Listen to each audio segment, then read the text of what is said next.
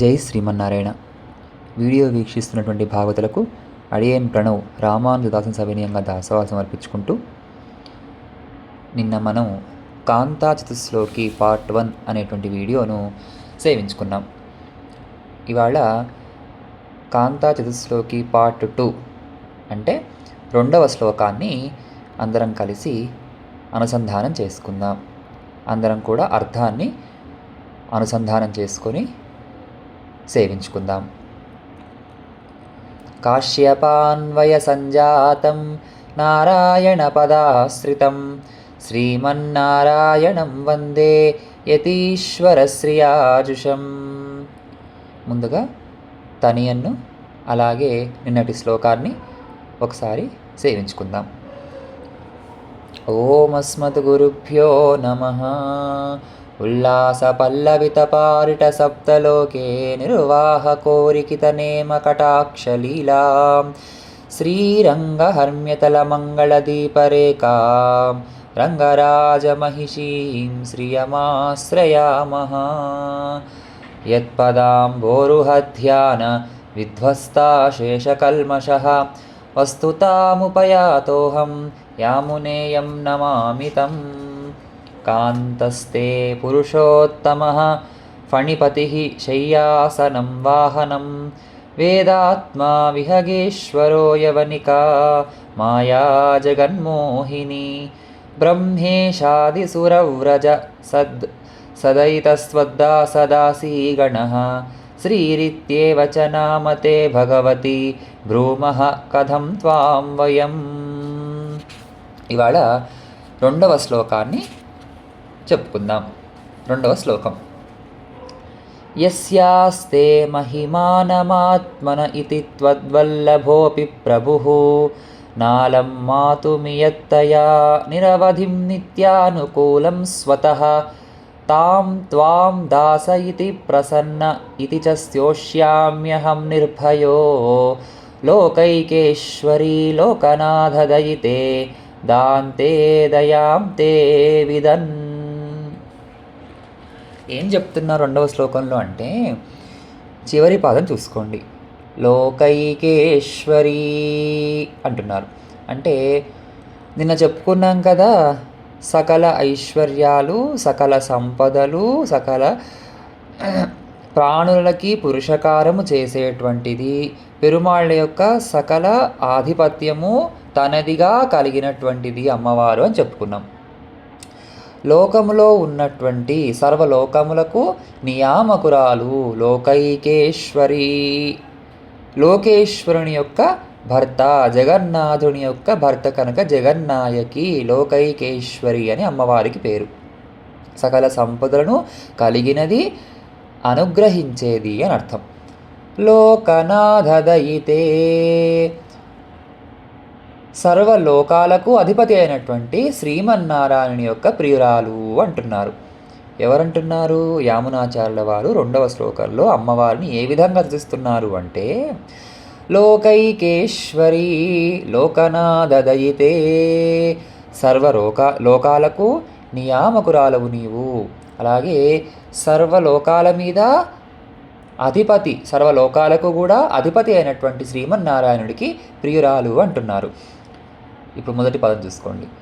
యస్యాహతే, అమ్మా నీ యొక్క నిరవధిం అంతులేని స్వతః నిత్యానుకూలం, సహజమైన, నిత్యానుకూలం అంటే తనకు ప్రియమైనటువంటి, అమ్మవారికి ఇష్టమైనటువంటి మహిమానం ప్రభావమును ఇయత్తయా మాతుం ఇంతటిది అని చెప్పటానికి వీలు లేదు. అంటే అమ్మా నీ యొక్క మహిమలు, సహజంగా ఉన్నటువంటి కళ్యాణ గుణాలు, నీ యొక్క ప్రభావము, మహిమ ఇంతటిది అని చెప్పటానికి మాకు సఖ్యం కాదు, ఇంతటిది అని నిర్ణయించడానికి, తెలుసుకోవడానికి సఖ్యం కాదు అని చెప్తున్నారు. ప్రభుః త్వద్వల్లభః అపి, సర్వసమర్థుడైనటువంటి ఆ పరమాత్మ శ్రీమన్నారాయణుడు, సర్వస్వతంత్రుడైన ఆ స్వామి నీకు ప్రియుడు, నీ యొక్క భర్త అని చెప్తున్నారు. ఆత్మనః ఇవ, తన యొక్క ప్రభావాన్ని ఎలాగైతే తెలుసుకోలేమో, తన యొక్క అంటే ఎవరి యొక్క, పెరుమాళ్ళ యొక్క సర్వస్వతంత్రుడైనటువంటి, సర్వలోకాధిపతి అయినటువంటి, సర్వసమర్థుడైనటువంటి, సహజంగా ఏర్పడినటువంటి అనేక కళ్యాణ గుణాలు ఉన్నటువంటి ఆ శ్రీమన్నారాయణుని యొక్క మహిమలు ఏ విధంగా అయితే తెలుసుకోలేమో, అదేవిధంగా నీ యొక్క మహిమను కూడా, ప్రభావాన్ని కూడా తెలుసుకోజాలము. నాలం అంటే తెలుసుకోవడానికి సత్యం కాదు, సమర్థుడు మేము కాలేకపోతున్నాము అని చెప్తున్నారు యామునాచార్యుల వారు.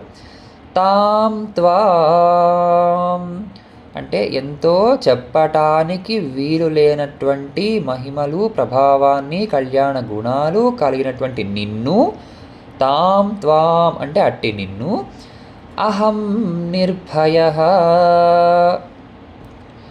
అహం నిర్భయః అంటే నేను భయం లేనిటువంటి వాడినై, దాంతే తే దయావిదన్,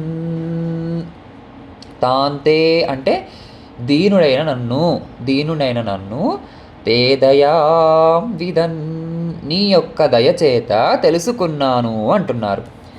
ఏం తెలుసుకున్నానంటున్నారు? ఇప్పటిదాకా ఏం చెప్పారు అంటే, నీ యొక్క దయను మేము తెలుసుకోలేము అమ్మా అంటున్నారు. కానీ నేను తెలుసుకున్నాను సుమా అని కూడా చెప్తున్నారు. ఎలా తెలుసుకున్నారట యామునాచార్యుల వారు అమ్మవారి యొక్క దయను అంటే, నీ యొక్క దయచేత, దయాగుణము చేత తెలుసుకున్నాను. దాంతే దయాం విదన్ దాసః ఇతి ప్రసన్న ఇతి చ స్తోష్యామి అంటున్నారు. నీకు శరణాగతి చేసి, నీకు దాసుణ్ణయ్యి, నీ యొక్క పురుషకారం చేత నీ గురించి స్తుతిస్తున్నాను.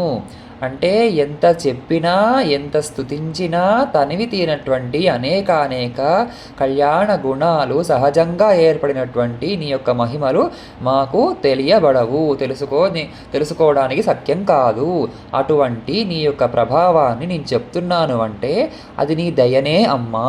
నీకు దాస్యం చేసి, నీకు శరణాగతి చేసి, నీ యొక్క పురుషకారంతో మాత్రమే నీ యొక్క మహిమను, ప్రభావాన్ని నేను తెలుసుకున్నాను అంటున్నారు యామునాచార్యుల వారు. ఒకసారి తాత్పర్యాన్ని పూర్తిగా తెలుసుకుందాం. లోకైకేశ్వరి లోకనాథదయితే అంటున్నారు. అంటే ఓ తల్లి లోకనాయకి శ్రీ మహాలక్ష్మీదేవి, నీ యొక్క పరమాత్మ నీ యొక్క ప్రభావము ఆ పరమాత్మకు కూడా తెలియదు అని చెప్తున్నారు. పరస్పరం చెప్తున్నారు. ఎలా? నీ పెరుమాళ్ళ యొక్క అనేక సహజంగా ఏర్పడినటువంటి కళ్యాణ గుణాలు ఎలాగైతే నీవు తెలుసుకోలేవో, మేమందరం పక్కన పెట్టు, నీవు ఎలాగైతే తెలుసుకోలేవో, అలాగే నీ యొక్క దయను, నీ యొక్క ప్రభావాన్ని కూడా ఆ పరమాత్మ ఇంతటిది అని నిర్ధారించడానికి వీలు లేదు అని చెప్తున్నాడు. అలాగే అన్ని విధముల ఆయన యొక్క మహిమకు నీవు సరిపోతావు. ఆయనను చేపట్టిన పట్టమహిషివి కదా నీవు, కాబట్టి ఆయన మహిమ ఎంతటిదో నీ మహిమ కూడా అంతటిదే, ఇద్దరూ కూడా సమానము అని చెప్తున్నారు అన్నమాట. అన్ని విధాలుగా ఆయన యొక్క మహిమకు నీవు సరిపోతావు, నీ యొక్క మహిమ కూడా సమానమే అని చెప్తున్నారు. 1000 తలలు గల ఆదిశేషుణ్ణి కూడా పరమాత్మ యొక్క వైభవాన్ని చెప్పవయా అంటే నేను చెప్పలేను అంటాడట. ఇక మనం ఎంతటి వాళ్ళం? అలా పరమాత్మ యొక్క అంతులేనటువంటి, నిర్దిశయమైనటువంటి ఆ మహిమను నేను స్తుతిస్తున్నాను అంటే అది సాహసమే కదా తల్లి అంటున్నారు. అంటే పరమాత్మ యొక్క మహిమ ఎంతటిదో తాయాల యొక్క మహిమ కూడా అంతటిదే అంటున్నారు. పరమాత్మ యొక్క మహిమ చెప్పడానికి వీలు లేదు. అలాగే ఆయన మహిమతో సమానమైనటువంటి నీ మహిమ కూడా చెప్పటానికి వీలు లేదు. కానీ నేను స్తుతిస్తున్నాను, నీ యొక్క ప్రభావాన్ని చెప్తున్నాను అంటే అది నేను చేసే సాహసమే అమ్మా అంటున్నారు యామునాచార్యుల వారు. ఒక విధంగా నేను చేస్తుంది అపరాధమే కదా తల్లి అంటే అమ్మవారి యొక్క ప్రభావాన్ని చెప్పటము నేను చేసేటువంటి సాహసము, అపరాధము అని వారు నైత్యాన్ని, వారి యొక్క నైత్యాన్ని యామునాచార్యుల వారు ఇక్కడ ప్రకటిస్తున్నారు. అలాగే ఏమంటున్నారు? దాంతే దయాంతే అంటే నేను దీనున్నమ్మా, నీకు శరణాగతి చేసినటువంటి వాణ్ణి, నీకు దాసుణ్ణి నేను అని చెప్తున్నారు యామునాచార్యుల వారు. నేను నీకు శరణాగతి చేసినందువలనే, నీకు దాస్యం చేసినందువలనే నీ యొక్క మహిమను ఇంత మాత్రమైనా తెలుసుకోగలుగుతున్నాను, ప్రకటించగలుగుతున్నాను. అది యొక్క నీ కటాక్షమే, నాదేమీ లేదమ్మా, నేనెంతటి వాడిని నీ యొక్క వైభవాన్ని చెప్పడానికి అంటూ వారి యొక్క నైత్యాన్ని చెప్తున్నారు యామునాచార్యుల వారు. ఇక్కడ మనం ఒక వేద ప్రమాణాన్ని, వేద వాక్యాన్ని తెలుసుకోవాలి. ఏంటా ప్రమాణము అంటే సో అంగవేద యది వానవేద అంటారు. అంటే పరమాత్మ యొక్క, తాయాల యొక్క మహిమ ఎంతటిదో అసలు పరమాత్మకి తెలియదట. అంటే ఆ పెరుమాళ్ యొక్క, పరమాత్మ యొక్క, సర్వేశ్వరుడైనటువంటి ఆ శ్రీమన్నారాయణ యొక్క మహిమ ఎంతటిదో ఆయనకే తెలియదు అని చెప్తున్నారు. అలాగే నమ్మాళ్ళవాళ్ళు కూడా వారు అనుగ్రహించినటువంటి తిరువాయిమొഴി దివ్య ప్రబంధంలో 8వ శతకంలో 4వ దశకంలో 6వ పాసురంలో అంటున్నారు. ఏమంటున్నారు? తను కొంతం తన్మై అరివరయ్యానై అంటున్నారు. అంటే పెరుమాళ్ యొక్క ప్రభావము ఎంతటిదో తెలుసుకోవటానికి వీలు లేదు. అలాగే పెరుమాళ్ళ యొక్క మహిమతో సమానమైనటువంటి నీ యొక్క మహిమ కూడా తెలుసుకోవటానికి వీలు లేదు. తెలుసుకోవాలి అని ప్రయత్నం చేస్తే అది మేము చేసే అపరాధమే తల్లి. కానీ ఇప్పుడు నేను నీ యొక్క మహిమను చెప్పగలుగుతున్నాను అంటే అది కేవలము నీకు శరణాగతి చేయటం ద్వారా, నీ యొక్క అనుగ్రహం ద్వారా మాత్రమే చెప్తున్నాను. నీ యొక్క దాసుడినై నీకు దాస్యం చేసి, శరణాగతి చేసి, నీ యొక్క అనుగ్రహం చేత నీ మహిమను చెప్పగలుగుతున్నాను అంటున్నారు యామునాచార్యుల వారు. అలాగే తాయాళ్ళ యొక్క, పెరుమాళ్ళ యొక్క మహిమ ఎంతటిది అని కూరత్తాళ్వాళ్ళు కూడా వారు అనుగ్రహించినటువంటి పంచస్తవాల్లో శ్రీస్తవంలో చెప్తున్నారు.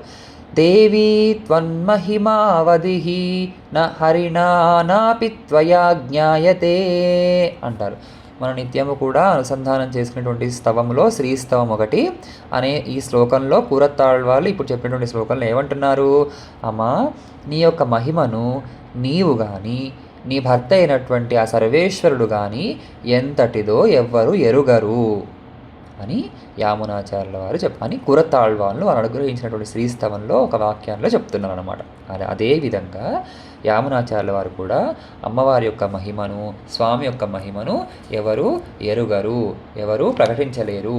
కానీ నేను దాస ఇతి ప్రసన్న ఇతి స్తోష్యామి, నీ యొక్క దయచేత ఈ ప్రసన్న ఇతి అంటే శరణాగతుడైన నేను నీకు దాస్యం చేసి నీ యొక్క ప్రభావాన్ని స్తుతిస్తున్నాను. నేను చేసేది ఒక సాహసమే అమ్మా అంటున్నారు యామునాచార్యుల వారు. మరొక్కసారి 2వ శ్లోకాన్ని అనుసంధానం చేసుకుందాం. యస్యాస్తే మహిమానమాత్మన ఇవ త్వద్వల్లభోపి ప్రభుః నాలం మాతుమియత్తయా నిరవధిం నిత్యానుకూలం స్వతః తాం త్వాం దాస ఇతి ప్రసన్న ఇతి చ స్తోష్యామ్యహం నిర్భయో లోకైకేశ్వరీ లోకనాథదయితే తాం తే దయాం తే విదన్. మరొక్కసారి సూచన చేస్తున్నాను. తప్పులు ఏవైనా చెప్పి ఉన్నట్లయితే అవి అడియేన్విగా, ఒప్పులు చెప్పినట్లయితే ఆచార్యుల యొక్క మంగళాశాసనాలుగా, వారి యొక్క కృపగా భావించవలసిందిగా మనవి చేసుకుంటూ సర్వాపరాధాన్ క్షమా ప్రార్థయామి.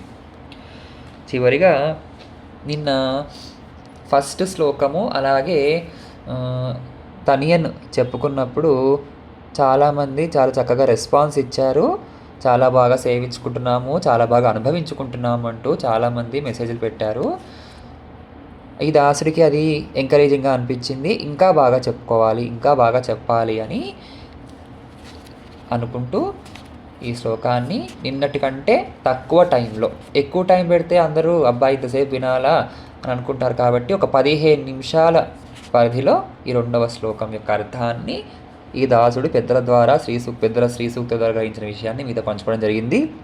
మరొక్కసారి విన్నవించుకుంటున్నాను ఏమిటి అంటే, ఇదేదో నేను చెప్తున్నాను, మీరు వింటున్నారు అని కాకుండా, మనందరికీ తెలిసిన విషయాన్ని అందరం కలిసి మననం చేసుకుంటున్నాము అన్న భావనతో సేవించండి. సర్వాపరాధాన్ క్షమా ప్రార్థయామి. ఆళ్వాళ్ ఎంబెరుమానార్ జీయర్ ఆచార్య తిరువడిగళే శరణం.